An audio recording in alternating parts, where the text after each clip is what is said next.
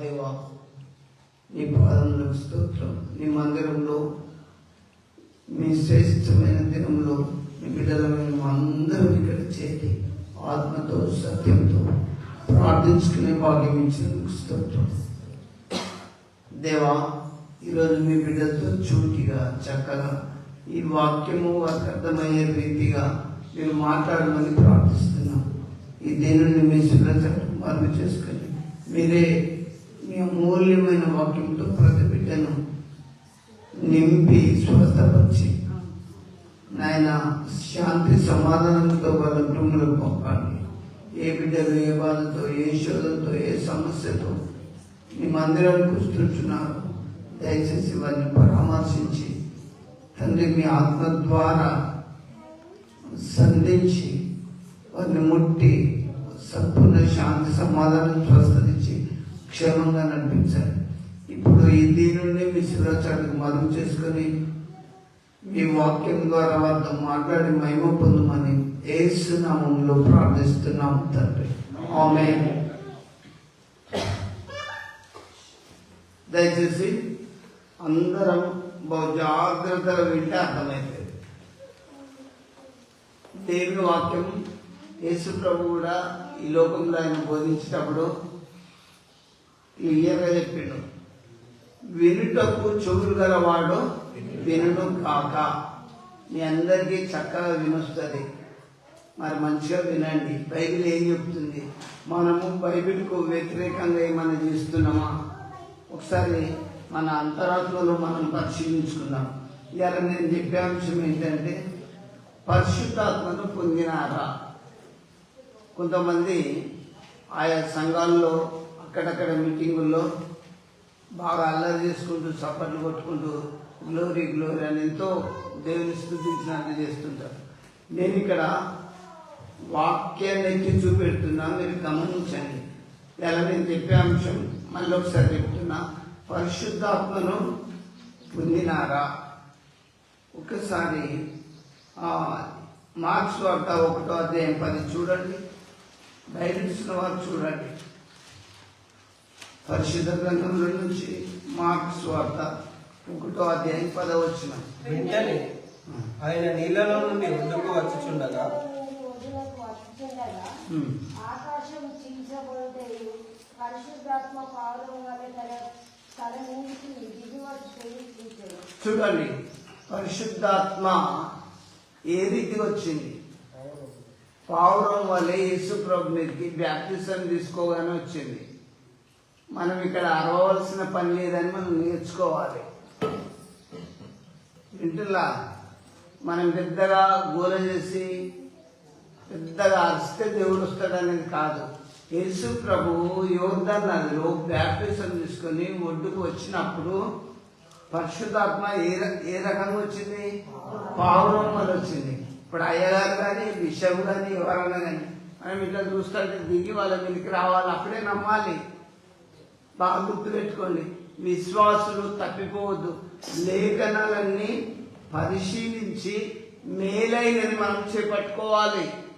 ఇప్పుడు సంఘములో ఏదో పబ్లిక్ బాగుస్తుందని హల్లెలూయా అని ఏ దైవజనుడు అయినా ఈ బైబిల్ గ్రంథంలో ఆ పదము ఎక్కువ ఉపయోగించి బోధించిండా? ఒకసారి ఆలోచించండి. పరిశుద్ధాత్మను మీరు పొందిందా? యేసు ప్రభు అయితే పొందిండు. ఎట్లా పొందిండు? బ్యాప్టిజం తీసుకొని ఒడ్డుకు వచ్చేటప్పుడు పరిశుద్ధాత్మ ఏ రీతికి వచ్చింది? పావురం వలె వచ్చింది. అక్కడేమన్నా అల్లరో హల్లెలూయో మరేమన్నా అన్నరా వాళ్ళప్పుడు? మళ్ళీ ఆ వచనం చదవండి. వెంటనే నీళ్ళలో నుండి ఒడ్డునకు వచ్చినప్పుడు, చూడండి, గమనించాలి, ఆకాశము చీల్చబడ్డాయో పరిశుద్ధాత్మ పావురం వలె తన మీదికి దిగి వచ్చుదా చూచెను. ఇప్పుడు అయ్యా ఆరాధనలు, స్వస్థతలు అనేక చోట్ల జరుగుతాయి, కానీ ఎక్కడ చూస్తున్నాం ఇట్లా? సరే ఆలోచించండి. నేను ప్రతి విశ్వాసకి చెప్తున్నా, అయ్యా నాయన తండ్రి అని ప్రార్థన చేసుకునే మీ అందరిలో దేవుని ఆత్మ ఉంటుంది. ఏం టెన్షన్ కావద్దు.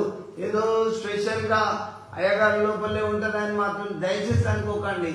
ఇక్కడ యేసు ప్రభు బ్యాప్టిజం పొందినప్పుడు ఆకాశము చీల్చబడి పరిశుద్ధాత్మ ఏ రీతి వచ్చిందంటే పావురం వల్ల వచ్చి ప్రభు మీద వాళ్ళనట్టు మనం చూస్తున్నాం.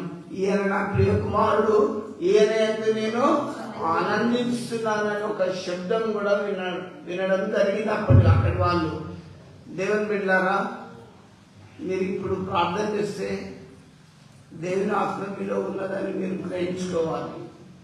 ఎవరి లోపల దేవుని ఆత్మ ఉన్నదంటే అయ్యా నాయన అని ప్రార్థన చేస్తారో వాళ్ళ లోపల దేవుని పరిశుద్ధాత్మ ఉన్నదని దయచేసి గమనించుకోండి. కానీ మీరు ఏదో పెద్దగా చప్పట్లు కొడుతూ అందరు పక్కోళ్ళు అరిసిండు నేను అరిసినట్టు చేస్తే మాత్రం రాదు అని నేను మీకు తెలియజేస్తున్నా. అదే లూకా సువార్తలోకి రండి, 1వ అధ్యాయము 5.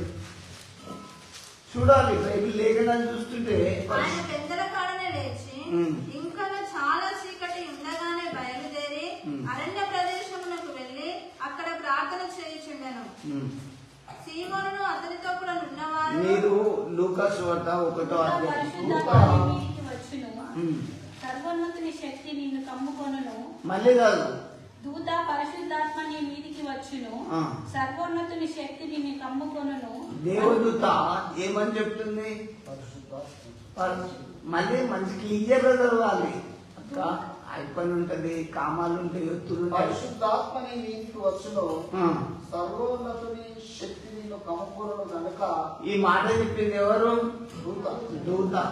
ఇప్పుడు నేను మీకు చెప్పొద్దా పరిశుద్ధాత్మని ఎట్లా పొందుకోవాలో? దేవదూత ఏమని చెప్తుంది? పరిశుద్ధాత్మని మీదికి వచ్చును, సర్వోన్నతుని శక్తి నిన్ను కమ్ముకొనును, సర్వోన్నతుని శక్తి నిన్ను కమ్ముకొనును గనుక పుట్టబో శిశువు పరిశుద్ధుడై దేవుని కుమారుడు అనబడును. చూడండి, పుట్టబోవు శిశువు పరిశుద్ధుడై దేవుని కుమారుడు అనబడును.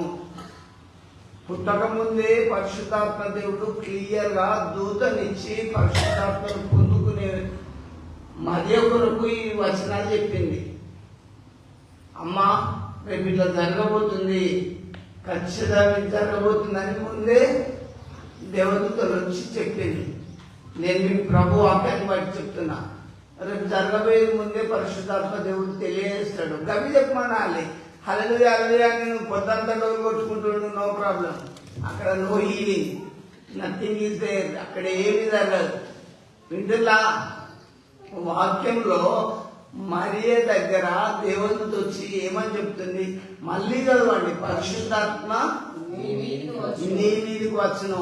చూడు, మరియా దేవునితో చెప్తుంది, మరియా పరిశుద్ధాత్మ నీ మీదకి వస్తుంది, సర్వోన్నతుని శక్తి నిన్ను కమ్ముకుంటుంది కనుక పుట్టబోవు శిశువు పరిశుద్ధుడై ఉంటాడు, దేవుని కుమారుడు అనబడతాడు అని దేవదూత పరిశుద్ధాత్మ నీ మీదకి వస్తుందని చెప్తుంది. అంతేకాని ఇప్పటి భాషలు మాట్లాడతారు. అవునా? మీరు ఎక్కడ చూడండి, భాషలు విశ్వాసులకు రావని బైబిల్లో రాయబడ్డది. అవి అవిశ్వాసులకు సూచకమై ఉన్నవి. కొరింథీయులకు రాసిన పత్రిక, భాషతోటి 10,000 పలికితే ప్రయోజనం ఏంటి? నేను ఏదో మాట్లాడతానని మీరు అనుకుంటారు. అవునా? మీకు అర్థమయ్యే రీతిగా చెప్తున్నా. పరిశుద్ధాత్మ దూత మరియ దగ్గరకు వచ్చి, మరియ పరిశుద్ధాత్మ శక్తి నిన్ను కమ్ముకుంటుంది.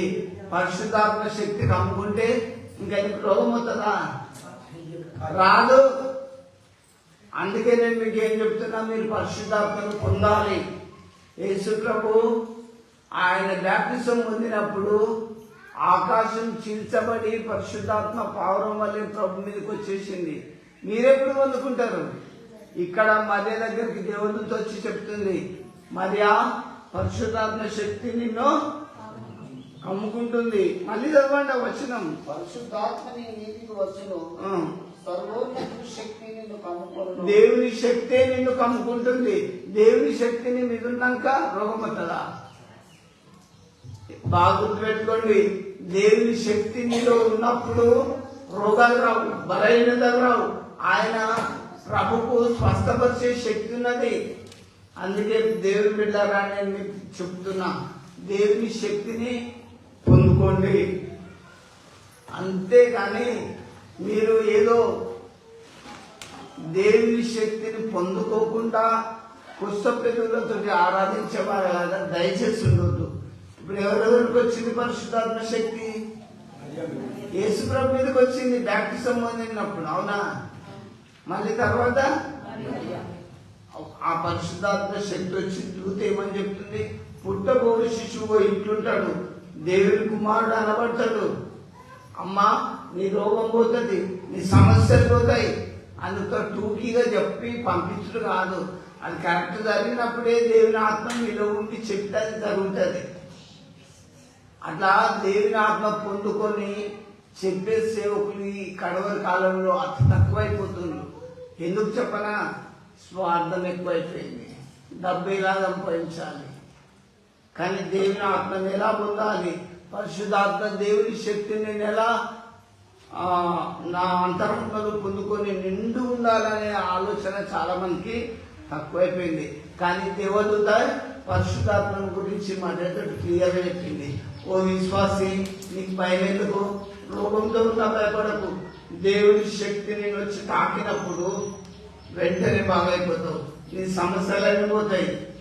కాబట్టి పరిశుద్ధాత్మ శక్తిని దయచేసి మీరు పొందుకోవాలని ప్రభు వాక్యాన్ని బట్టి నేను మీకు తెలియజేస్తున్నా.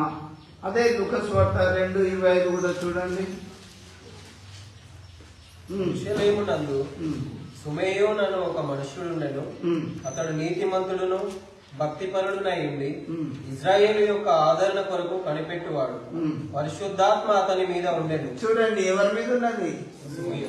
సిమియోను మీద ఉన్నది. ఇంతమంది ఆయన ఏం చేసిండు? సిమియోను యెరూషలేము దేవాలయంలో ఉన్నాడు. ఆయన ఎవరు డబ్బులు తెస్తాడో, ఏ కాంటలు తెస్తాడో అని చూస్తలేడు. అది పెద్ద మందిరం, అవునా? ఆయన మీద ఏమున్నది? దేవుని శక్తి, పరిశుద్ధాత్మ శక్తి ఉన్నది. అది మీరు పొందుకోవాలి. దేవుని శక్తి మీరు పొందుకున్నప్పుడు ఏ తెగులుని గుడారము సమీపించదు. మళ్ళీ చదువు ఆ వచనం. యెరూషలేమునందు సుమేయోనను ఒక మనుష్యుడుండెను. అతడు నీతిమంతుడును భక్తిపరుడునై ఉండి. చూడండి, ఎవరి మీదకి వస్తుంది? నీతి పనుల మీదకి వస్తుంది, భక్తి పనుల మీదకి దేవుని ఆత్మ కరెక్ట్ వస్తుంది. దురాత్మ పాపం చేసేటోడి మీద ఉంటుంది. దేవుని ఆత్మ అంత ఈజీగా మీరు పొందుకోలేరు. భక్తిగా నీతిగా ఉన్న సిమియోను మీదకి దేవుని ఆత్మ వచ్చిందని నేను మీకు మరీ తెలియజేస్తున్నా. ఇప్పుడు ఎంతమంది మీదకి వచ్చింది పరిశుద్ధాత్మ శక్తి? ముగ్గురు మీదకి. ఆ ముగ్గురు ఫస్ట్ యేసుప్రభు మీదకి వచ్చింది, తర్వాత మధ్య. ఇప్పుడు ఈయన ఎక్కడుండేవాడు? యెరూషలేము దేవాలయంలో ఉండేవాడు. అతను ఏమి కనిపెట్టుకుని ఉండేవాడు? చూడాలి, లేఖనాలు శోధించి పరిశీలించి చూస్తే ఇజ్రాయేలు యొక్క ఆదరణ కొరకు కనిపెట్టువాడు. ఇజ్రాయేల్ యొక్క ఆదరణ కొరకు కనిపెట్టుకునేవాడు. ఇంకా అతని మీద పరిశుద్ధాత్మ ఉండెను. చూడండి, ఇతరుల కొరకు అంటే దేవుని పిల్లల కొరకు ప్రార్థన చేసి వాళ్ళకు సరైన ఆదరణ, నెమ్మది అట్లా కనిపెట్టుకునే దైవజనుల మీద దేవుని ఆత్మ ఉంటుంది. నెలకు జీతం తీసుకునే పాస్టర్లకు ఉండదు, డినామినేషన్ల నుంచి తీసుకునే పాస్టర్లకు ఉండదు. నేను చెప్తున్నా కదా, ఎవరైతే దేవుని ఆత్మ చేత నడిపింపబడతారో వారు దేవుని కుమారులు ఉంటారు. నేను ఇలా ఈ సంఘంలో చెప్తా, నెలవారికి నాకు జీతం ఇస్తారు, బతుకంటే నువ్వు ఒక శాలరీ హోల్డర్, ఒక జీతగాడివి. కానీ దేవుని మీద ఆధారపడి దేవుని యొక్క విషయాలు పరిశుద్ధాత్మ శక్తితో నింపబడి సిమియోను మరి ఇక్కడ ఆ సంఘంలో ఉన్నాడు. అతని మీద పరిశుద్ధాత్మ ఉన్నది. అతడు ఇశ్రాయేలు అందరి ఆదరణ కొరకు ప్రార్థించేవాడు. దేవుని బిడ్డలారా, ఇలా బోధకులు పాస్టర్లు ఎట్లుండాలంటే సంఘంకి వచ్చే బిడ్డలందరి కొరకు ప్రార్థించే భారం కలిగిన మనసు ఉండాలి. ఏ బిడ్డ అయితే ఏ బాధలో ఉందో ఏ బిడ్డ అయితే ఏ రోగంలో ఉందో, ఎవరికి ఏ సమస్య ఉందో వాళ్ళ కొరకు ప్రార్థన చేసే బిడ్డలుగా ఉన్నప్పుడు దేవుని యొక్క పరిశుద్ధాత్మ శక్తి దేవుడు వారి మీదకి పంపిస్తాడు. అంతేకాని మనం ఏదో లోకానుసారమైన సేవ చేస్తే జరగదని మీకు ప్రభు నామం బట్టి చెప్తూ ఉన్నా. ఇంకా యెహోషువ గ్రంథంలోకి రండి. యెహోషువ గ్రంథం 14వ అధ్యాయం 26 చూడండి. యెహోషువ గ్రంథం 14వ అధ్యాయం 26 వచనం 26. సరే, ఇంకా అపొస్తలుల కార్యం 1:8 కూడా చూడండి. పరిశుద్ధ గ్రంథంలో నుంచి అపొస్తలుల కార్యం 1. పరిశుద్ధాత్మ మీ మీదికి వచ్చినప్పుడు మీరు శక్తి నొందుదురు. చూడండి, క్రైస్తవుడు అనేవాడు శక్తి కలిగి ఉండాలి. అమ్మా గుడికి వచ్చింది లేకపోతే కాదు, పరిశుద్ధాత్మ మీద ఉన్నప్పుడు మీరు శక్తి నొందెదరు. నేను బలహీనుడిని. ఇప్పుడు బాగా గుర్తుపెట్టుకోండి, క్రీస్తునిలో ఉంటే నువ్వు బలవంతుడు, దేవుని కలిగి ఉంటే నువ్వు శక్తిమంతుడు. అయ్యా దిక్కులు చూడకు. నేను మీకు వాక్య భాగంలో కీలకం చెప్తా. పంది ఎట్లా చూస్తుంది? ఎప్పటికీ దిక్కే చూస్తుంది. దొంగోడు ఏం చూస్తాడు? పక్కన చూస్తాడు, అటు ఇటు. దేవుని బిడ్డలు దేవుని వాక్యం వైపు చూస్తారు, ఏం చెప్తారా అని. అంతేకాని అటు ఇటు ఇట్లా ఈ చూపులు దయచేస్తుంది. నేను వాక్యంలోకి మళ్ళీ తీసుకొస్తున్నా. మళ్ళీ అపొస్తలుల కార్యం 1:8 చూడండి. అయినను పరిశుద్ధాత్మ మీ మీదికి వచ్చినప్పుడు మీరు శక్తి నొందెదరు. చూడండి, పరిశుద్ధాత్మ నీ మీదకి వచ్చినప్పుడు నువ్వు శక్తి పొందుతావు. నీవు గుడికి వచ్చినావు, ఇలా పరిశుద్ధాత్మ తోటి నింపబడిపోతే నువ్వు శక్తిమంతురాలు అవుతావు. నువ్వు నీలో పరిశుద్ధాత్మ దేవుడు నీలో ఉంటే నీకు బలం వస్తుంది. అంతేకాని పరిశుద్ధాత్మతోటి నువ్వు నింపబడకుండా మామూలు వెళ్ళిపోతే ఏం లాభం? యేసు ప్రభువు ఆయన బ్యాప్టిజం పొందుకున్నప్పుడు వచ్చేసింది, మరియకు పరిశుద్ధాత్మ శక్తి వచ్చేసింది. ఇంకా సిమియోనుకు పరిశుద్ధాత్మ శక్తి వచ్చింది. ఇక్కడ అపొస్తలుల కార్యంలో మీరు శక్తిమంతులు కావాలంటే,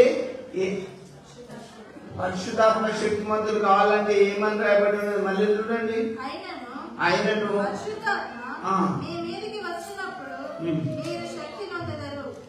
చూడండి, పరిశుద్ధాత్మను మీరు పొందాలి, మీరు శక్తిమంతులు కావాలి అంటే మంచిగా దేవుని వాక్యం వినాలి, దేవుని మాటలు చక్కగా వినాలి. దేవుడు ఆత్మ కనుక ఆయనను ఆరాధించేవారు ఆత్మతోటి సత్యంతో ఆరాధించాలని వాక్యం సెలవిస్తుంది. నీ ఆరాధన ఎట్లున్నది? దేవుని ఆరాధించేవారు ఎట్లా ఆరాధించాలి? ఆత్మతో, సత్యంతో, నీ పూర్ణ హృదయంతో, నీ పూర్ణ మనసుతో, నీ పూర్ణ బలంతో దేవుని ఆరాధించుకోవాలి. అంతేకాని ఏడికి వచ్చినప్పుడు ఎప్పుడు పనిచేస్తాడు? తొందరగా పోతే బాగుండు, ఏమవుతుందో ఈ లోకానుసారమైన ఆలోచనలు తీసేసుకొని ఈరోజు మీరు పరిశుద్ధాత్మను పొందిందా లేదా ఒకసారి ఆలోచించుకో. మీరు పరిశుద్ధాత్మను కనుక పొందితే మీకు శక్తి వస్తుందని వాక్యం సెలవిస్తుంది. ఇంకా ఇది ఒక వరంగా దేవుడు మనకిచ్చాడు. అదే అపొస్తలుల కార్యం 2:38 చూడండి. అందులోనే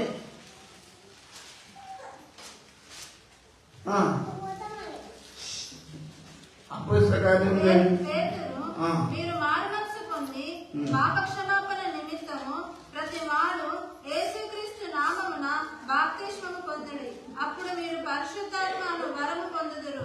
ఈ వరం పొందాలంటే ఏంటిది? బాప్తిసం పొందుకోవాలి. మారు మనసు రావాలి. ముందు మారు మనసు పొంది బాప్తిసం పొందుకోవాలి. మారు మనసు అంటే ఏంటిది? గతంలో తిట్టుబోతూ, తిరుగుబోతూ, తాగుబోతూ కావచ్చు, అవన్నీ విడిచిపెట్టాలి జీవితంలో. దేవుని పరిశుద్ధాత్మ శక్తి వరాన్ని వరమే మీకు కావాలి అంటే మీరు మారు మనసు పొంది బ్యాప్టిజం పొందాలి. చాలా మంది బ్యాప్టిజం పొందలేకున్నారు. ఆ బైబిల్లోకే ఇష్టమే, పాటలు ఇష్టమే, అన్ని ఇష్టమే, కానీ బ్యాప్టిజం అంటే కష్టం. మీకు పరిశుద్ధాత్మ వరం పొందాలి అంటే, ఈ వరం మీకు కావాలి అంటే మీరు మారు మనసు పొందాలి. అది బైబిల్ ఖచ్చితంగా చెప్తుంది. అందుకే మీరు పరిశుద్ధాత్మ వరాన్ని మీరు పొందిందా లేదా ఒకసారి ఆలోచించుకోండి. ఇంకా నేను మీకు ఒకటి చెప్తున్నా. అదే అపుస్తల కార్యం చూడండి, 9వ అధ్యాయం 31 చూడండి. పరిశుద్ధాత్మ ఎక్కడుందో. కావున యూదయ గలిలయ సమరయ దేశములందంతటా సంఘము క్షేమాభివృద్ధి నొందుచు సమాధానము కలిగి ఉండెను. మరియు ప్రభువునందు భయమును పరిశుద్ధాత్మ ఆదరణయు కలిగి నడుచుకొనుచు విస్తరించుచుండెను. చూడండి, సంఘము, ఇక్కడ సంఘంలో పరిశుద్ధాత్మ మంచిగా పొంది ఉండాలంటే, అమ్మా నిదురాయిక మేలుకోరా అదును తాపరా కొదువ పనులు చేయు కొరకు హృదయమాయరా ఎన్న ఎదురురా వాదవేల ప్రభుని కొండ మీద చెప్పినా వాదవేల ప్రభుని కొండ మీద చెప్పినా ఈ బోధలన్నీ మంచి వెళ్ళి వెతుల చెప్పినా ఈ బోధలన్నీ మంచి వెళ్ళి వెతుల చెప్పినా చాలు. విను దేవుని వాక్యం. దేవుని వాక్యం లేకపోతే మీ లోపల ఏముంటుంది తెలుసా? దురాత్మ ఉంటుంది. నేను ఆశ్చర్యం ఏమీ లేదు. నేను పిలిస్తే రాండొస్తాయి.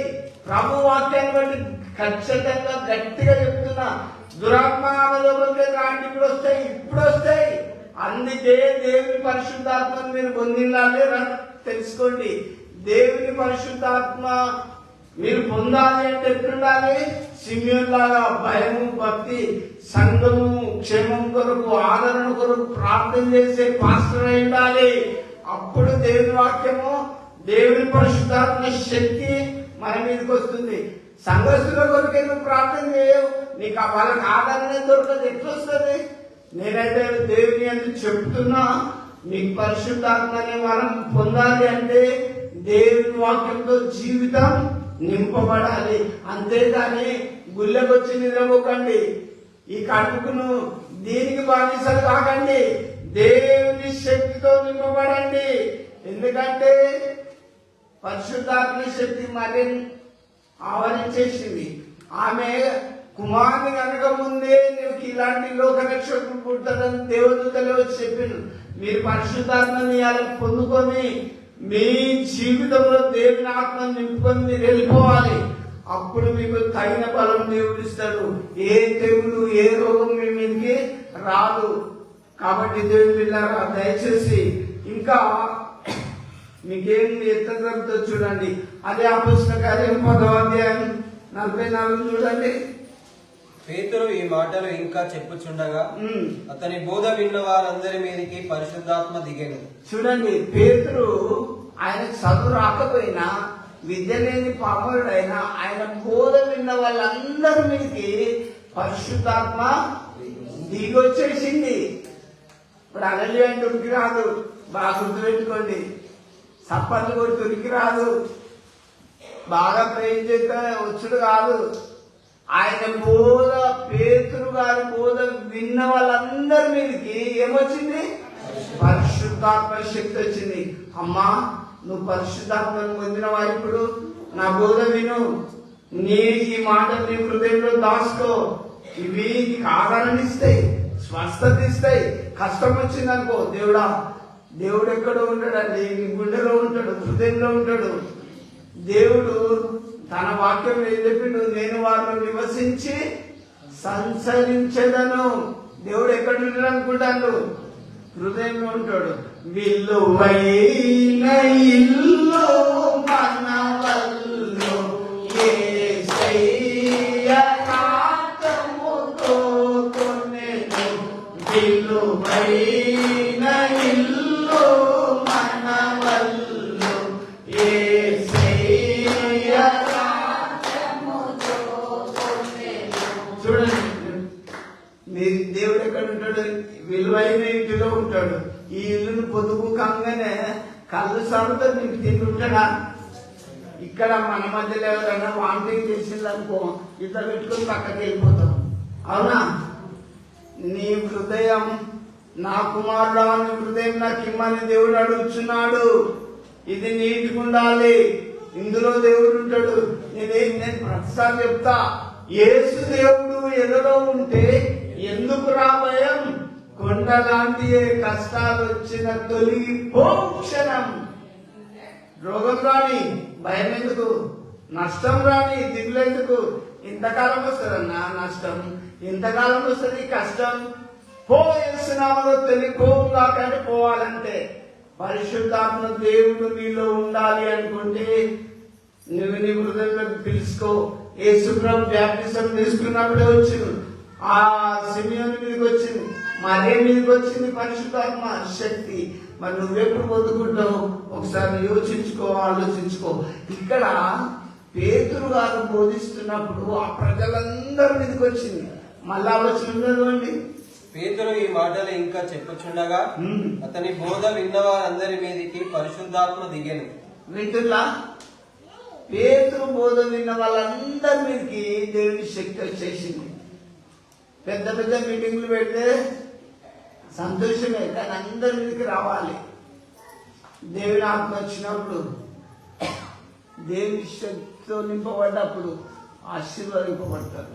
కాబట్టి నా ప్రియ దేవుని బిడ్డలారా, నేను మీకు జ్ఞాపకం చేస్తున్నా, దేవుని యొక్క పరిశుద్ధాత్మ శక్తిని దయచేసి పొందుకోండి, ఆశీర్వదింపబడండి.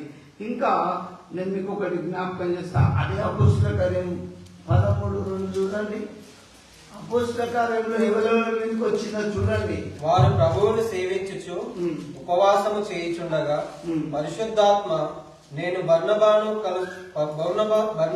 సౌలును పిలిచిన పని కొరకు వారి నాకు ప్రత్యక్షపరచుడని వారితో చెప్పాను. పరిశుద్ధాత్మ దేవుడు ఏం చెప్తుండు? ఉపవాసం ఉండి ప్రార్థన చేసినప్పుడు పరిశుద్ధాత్మ దేవుడు వాళ్ళ మీదకి వచ్చేసాడు. ఇప్పుడు ఉపవాస కూటాలను పెట్టి చేస్తున్నాం. మనం అందరం చూస్తుంటే అట్లా వస్తుందా? ఎందుకు వస్తలేదు? కనీసం మీరు ఉపవాస ఫాస్టింగ్ ప్రేయర్ చేసినా కూడా హీలింగ్ అయితే లేదు, స్వస్థతలు లేవు. ఎందుకు? ఓడు బైబిల్ తెలిసిన వాళ్ళే అంటారే అప్పుడు జరిగినా కానీ ఇప్పుడు ఉంటాయా అంటారు. అంటే వాళ్ళకి నీకు విశ్వాసం లేకపోతే ఎదుర్కొండరా? కాబట్టి దేవుని బిడ్డలారా, ఈ పరిశుద్ధాత్మ ఎవరి మీదకి వచ్చింది? ఇప్పుడు బర్నబా మీదకి, సౌలు మీదకి వచ్చింది. కాబట్టి అదే 19:6 చూడండి. అపోస్తల కార్యం ఎంతమంది మీదకి వచ్చిందో చూడండి. తరువాత పౌలు వారి మీద చేతులుంచగా పరిశుద్ధాత్మ వారి మీదకి వచ్చెను. చూడండి, సౌలు ఇట్లా చేయబెట్టి ప్రార్థన చేసిండు. ఇట్లా చేయబెట్టి ప్రార్థన చేసినప్పుడు పరిశుద్ధాత్మ వాళ్ళ మీదకి వచ్చేసింది. అమ్మా, దేవునాత్మ పొందినవా, నిద్రపోతున్నవా? యోచించుకో, ఆలోచించుకో. పౌలు వాళ్ళ మీద చేయిత పెట్టగానే పరిశుద్ధాత్మ వాళ్ళ మీదకి వచ్చేసింది. ఎన్ని రకాలుగా వస్తుంది మీరే చెప్పండి. అలాంటి తిరుగుతుందా? రాదు. చేయబెట్టి ప్రార్థన చేయి. అయ్యగారు ప్రార్థన చేయాలంటే కొంతమందికి భయం, అది పెద్దదయ్యా నన్ను ఆడబడుతుందా అని ఈ రోజులంట. అవునా? నేను మీకు చెప్తున్నా, దేవుని శక్తిని పొందినప్పుడు బలవంతులవుతారు, శక్తిమంతులవుతారు. కాబట్టి మీరు పరిశుద్ధాత్మ శక్తిని పొందినా లేదా ఒకసారి యోచించుకో, ఆలోచించుకో. నేను ఒకసారి శిలువలో ఉన్న మందిరానికి మీ అందరినీ తీసుకుపోతున్నా. అక్కడ అన్న అనేట ఆమె ప్రార్థన చేస్తుంది. అన్న ప్రార్థన చేస్తుంది. ఆమె ఎట్లా చేస్తుంది? మనో దుఃఖంతో, వేదంతో ప్రార్థన చేస్తుంది. ఎందుకు చేస్తుంది? పిల్లలు లేక. ఆమెకు పిల్లలు లేరు. సూటిపోటి వాళ్ళు గొడ్రాలంటే హృదయం నొచ్చుకొని పోతుంది అన్నకు. అయితే ఆమె దేవాలయానికి పోయి ప్రార్థన చేస్తుంటే ఆడున్న దైవజనుడు ఏమంటాడు? ఏమమ్మా ఇంతవరకు మత్తులు అలవై ఉంటామని అడుగుతాడు. ఆమె తాగొచ్చింది ఆ గుడికి. ఈ అయ్యగారు ఏం మాట్లాడిండు? కొన్ని వచ్చిరాని మాటలు మాట్లాడద్దు. పరిశుద్ధాత్మ దేవుడు ఇర్మియాను పిలిచి ఏం పలకవలసిందో నీ నోటిలో నా మాటలో ఉంచుతా. పిల్లగొట్టుటకు, వెలుగొట్టుటకు, నాటుటకు, కట్టుటకు జనముల మీద ఈరోజు నిన్ను అధికారం ఇస్తానని దేవుడు చెప్తే, ఈ ఏలి తన కొడుకులనే బుద్ధి చెప్పుకోలే. వీళ్ళే భ్రష్టులు, వ్యభిచారులు కొడుకులు. వాళ్ళకు బుద్ధి చెప్పుకోలేకుండా సంఘానికి వచ్చిన అన్న ప్రార్థన చేస్తుంటే ఆయన ఏమమ్మా ఇంతవరకు నువ్వు మద్రాల అయి ఉంటావని అన్నప్పుడు ఆమె ఒక మంచి మాట అంటది, అయ్యా నేను మనోదుఖం గలదానై నేను ప్రభు సన్నిధిలో మొదలుపెట్టుకుంటున్నా. 1 సమయం చూడండి, 1 సమయం 2 అధ్యాయం 15 చూడండి.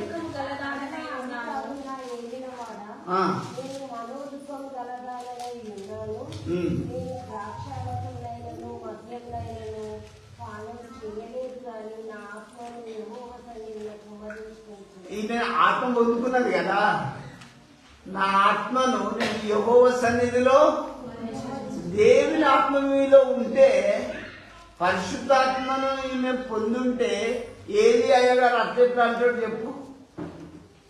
ఆయన పొందుకోలేదంట. నేను ఇప్పుడు ఏమంటారు మీరు? ఆమె కరెక్ట్ చెప్తుంది, అయ్యా నా ఆత్మను యెహోవా సన్నిధిలో కుమ్మరించుకుంటున్నా, నా బాధ అంతా దేవునికి చెప్పుకుంటున్నా అని అన్న చెప్తుంటే, ఎంతవరకు మత్రాల పోయి ఉంటావమ్మా అని అడుగుతాను. ఈయన లోక సంబంధంగా మాట్లాడతాను. ఈరోజు క్రైస్తవులలో పరిశుద్ధాత్మను పొందేవారు ఎంతమంది ఉన్నారు? పొందిన వారు ఎంతమంది ఉన్నారు?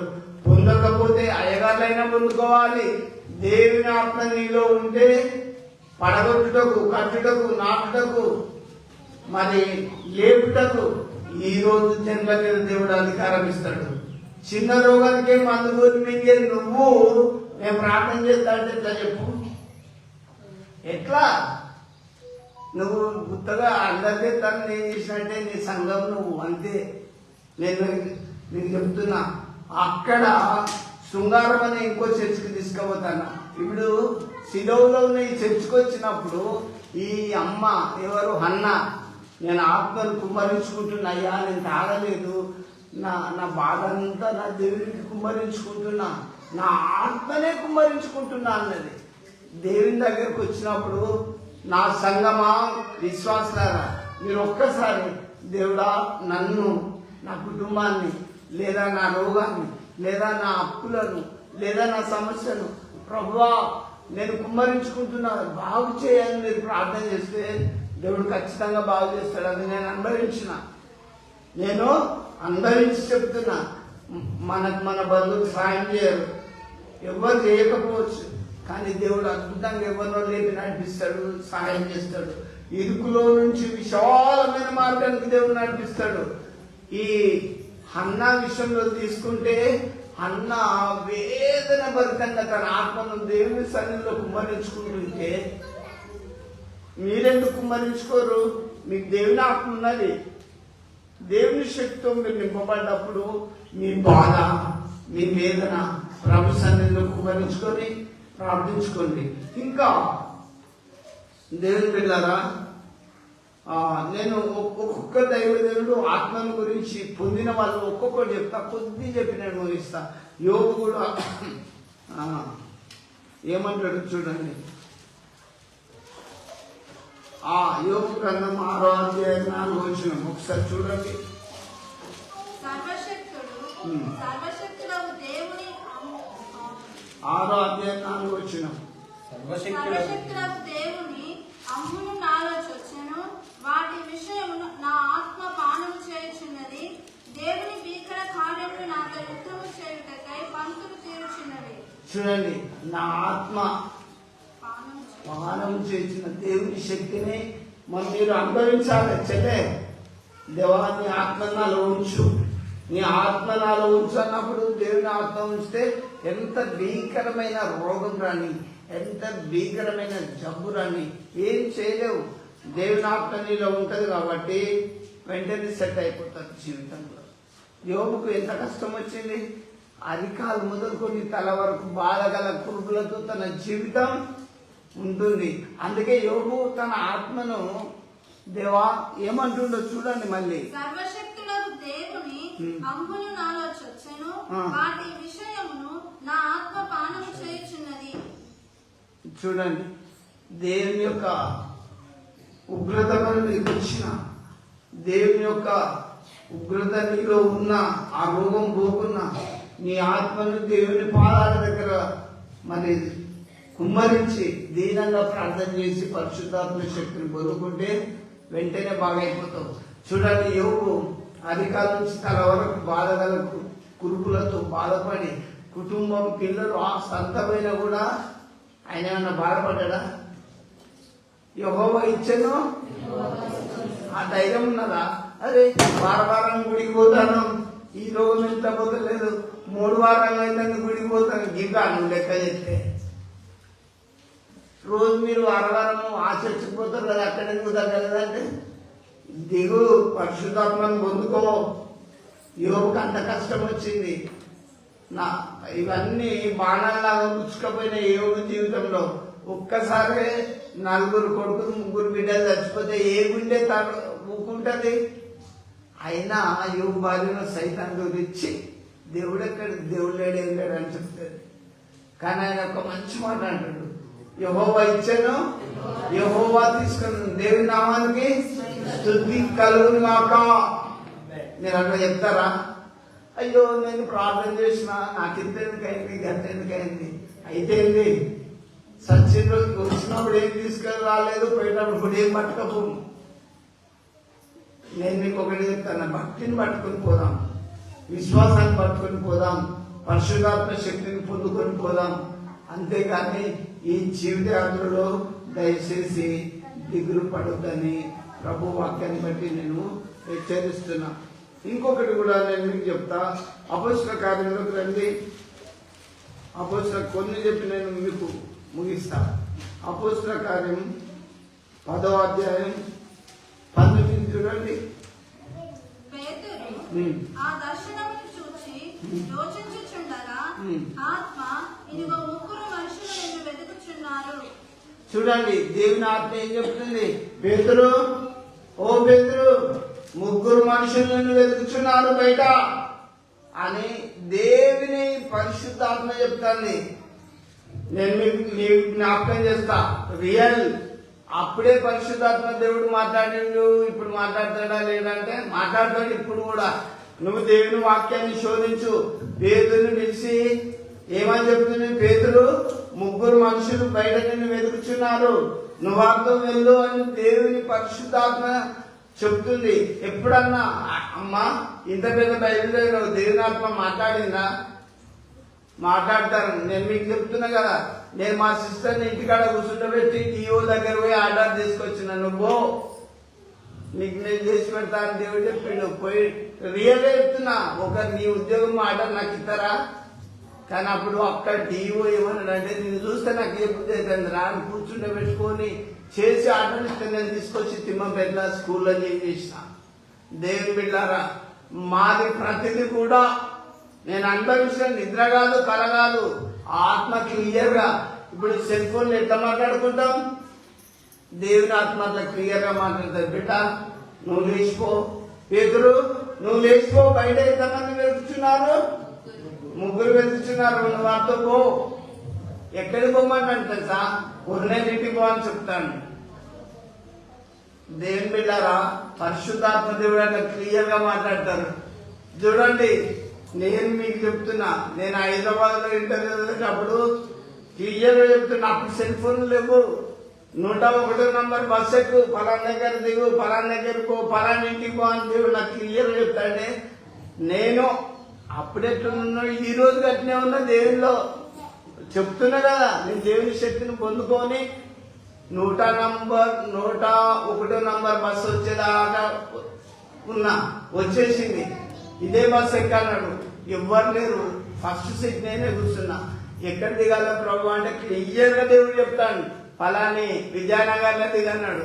దిగిన ఆ వైపు చూడన్నాడు, చూసిన అన్ని బంగ్లాల హైదరాబాద్ ఆ ఇంటికి పో అన్నాడు. ఆడొక గేట్ ఉంటుంది, ఆ గేట్ కాడ ఒక ముసలోడు ఉన్నాడు. పోయినా, తాత గన్పూర్ నుంచి ఒక అబ్బాయి మీ దగ్గరకు వచ్చిండు, ఎమ్మెల్యే గారికి చెప్పు అన్నాడు. అనగానే ఆయన పోయి ఎమ్మెల్యే గారితో చెప్పంగానే, నేను ఎమ్మెల్యే ఎట్లుంటాడో రియల్గా చూడలే, అస్సలే చూడలే. దేవా మరి ఎమ్మెల్యే ఎట్లుంటాడో చెప్పమంటే ఒక్కటే, నేను ఎవరైతే మందలిస్తారో ఆయన ఎమ్మెల్యే అనుకో అని చెప్పాడు దేవుడు. ఆ ఇంట్లో పోయిన అందరూ ఎమ్మెల్యే దగ్గర ఉండేటోళ్ళు ఎట్లుంటారు, చాలా మంచిగా అది లాల్చీలు కట్టుకొని బాగున్నారు. నేను పోయి స్టూడెంట్ కాబట్టి చేతులు కట్టుకొని ఉన్నా. 5 నిమిషాలు చూసిన అందరితో మాట్లాడతాను. బాబు ఏం కావాలంటే నువ్వే కావాలి సార్ అన్న. ఏంటంటే నాకు ఇమ్మీడియట్లీ ఒక ఆర్డర్ రాసి సార్ నేను పలానా దగ్గర పోతా అంటే, అరే నేను నా కొడుకే రాసి అంటే నువ్వు రాసి అన్నది అంతే. ఎంత ధైర్యం తెలుసా దేవుళ్ళు ఉంటే. రాజులను రాజాలను స్థానయ్యా, యేసు సింహాసనాన్ని కట్టుదునయ్యా, యేసయ్యా నా మొర వినవా, యేసయ్యా పట్టుకోవా. నువ్వు క్రీస్తులో ఉంటే ఏదైనా సాధించవచ్చు. రోగం రాని భయపడకు, నష్టం రాని దిగులు పడకు, సమస్య రాని. మీరు పరిశుద్ధాత్మను పొందితే లోకమంతటకు ధైర్యంగా చెబుతారు, దేవుని ప్రియులారా మీరు పరిశుద్ధాత్మను పొందినారా లేదా. పేతురు గారైతే పొందిండు. పేతురుకు పరిశుద్ధాత్మ ఏమని చెప్తుంది, పేతురు నువ్వు లేచి 3 మనుషులు నిన్ను వెతుకుతున్నారు పో అని చెప్పింది. ఎప్పుడైనా మీకు దేవుని ఆత్మ చెప్పిందా? ఒకసారి ఆలోచించండి, గమనించండి. ఒకవేళ పరిశుద్ధాత్మ శక్తిని పొందకపోతే ఇప్పటికైనా పొందుకోండి. ఇంకొకటి చెప్పి నేను ముగిస్తా. 6వ అధ్యాయం 29 చూడండి, అపొస్తలుల కార్యంలోనే చెప్పి ముగిస్తా. పరిశుద్ధాత్మను పొందుకోకపోతే మోషే ఆ ఆ మాటను విని పారిపోయి మిద్యాను దేశములో పరదేశి అయి ఉండి అక్కడ 2 కుమారులను కనెను. అపొస్తలుల కార్యం 8వ అధ్యాయం 29.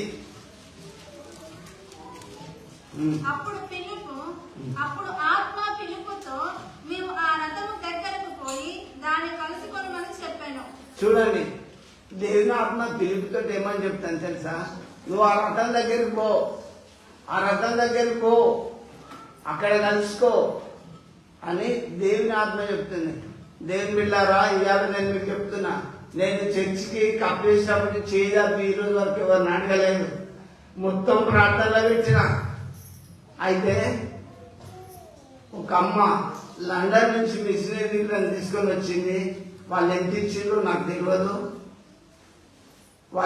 మీరిద్దరు ఏం మాట్లాడుకునేది ముందే నేను చెప్పేసిన.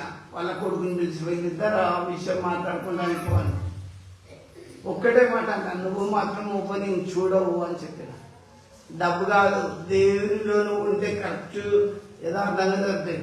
100 బత్తాలు వేసి పంపించేసి, అరే ఆయన ముందే చెప్పేస్తాను మీ తలంపులు అని చెప్పి అప్పుడే చెప్పిండు ఆయన 90లో. నేను మీకు ఎందుకు చెప్తున్నానంటే, ఇక్కడ ఆత్మ పిలుపుతో ఏం చెప్తుంది, ఆ రథం దగ్గరికి వెళ్ళు, అక్కడ ఏం చేయాలో నేను నీకు చెప్తా అని దేవుని ఆత్మ చెప్పింది. బ్రదర్, నీ పని కొరకు నువ్వు ప్రార్థన చేయి, పరిశుద్ధాత్మ దేవుడు సెట్ చేస్తాడు. సిస్టర్, నీ రోగం కొరకు నువ్వు ప్రార్థన చేయి, దేవుడు బాగు చేస్తాడు.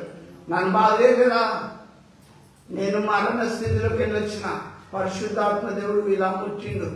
అసలు ఇంత పెద్దగా డ్యామేజ్ అయినాక ఈ కడుపులో ఉన్న పేగులన్నీ తీసేసినాక ఎవరు బతుకుతారండి? దేవుడు నన్ను బాగు చేసిండు. ఒక రాత్రి వచ్చి ఇట్లా ముట్టిండు అంతే, నేను బాగైపోయినా. ఒక్క గోలి కూడా లేదు. వెంటనే నారన్న రవి మేము అందరం పోయి స్టిచ్ చేస్తున్నాక పోయి చికెన్ బిర్యానీ తినొచ్చిన. అప్పటికి నేను తినక 2 నెలలు కావచ్చు. నేను మీకు చెప్తున్నా కదా, ఆయన నన్ను ఈ రోజు మీ అందరూ కూడా ప్రార్థన చేసిండ్రు. మీరు చేసిన ప్రార్థన ఎప్పుడు వ్యర్థం కాలేదు. సంఘంలో మీరు పరిశుద్ధాత్మను పొందుకోవాలి, దేవుని శక్తిని పొందుకోవాలి, దేవుని వాక్యంతో నింపబడాలి, ధైర్యంగా ఉండాలి. దిగజారిన స్థితిలో మీరు ఉండొద్దు. ఏ రాత్రి పడితే ఆ రాత్రి నాకు ఫోన్లో వస్తుంటే నేను చేసుకుంటే ఇక్కడ సంఘంలో ప్రార్థన చేసేవాళ్ళే లేరు. వింటున్నా, నేను మీకు ఒకటే ప్రభు వాక్యాన్ని బట్టి నేను మీకు తెలియజేస్తున్నా, దేవుని శక్తితో నింపబడండి, ఆశీర్వదింపబడండి, పరిశుద్ధాత్మ శక్తిని మీరు పొందుకోండి. పేతురు ఆయన చదువు రాకున్న పరిశుద్ధాత్మ దేవుడు ఆయనతో మాట్లాడి కొన్నింటికి పోయి పంపిండు.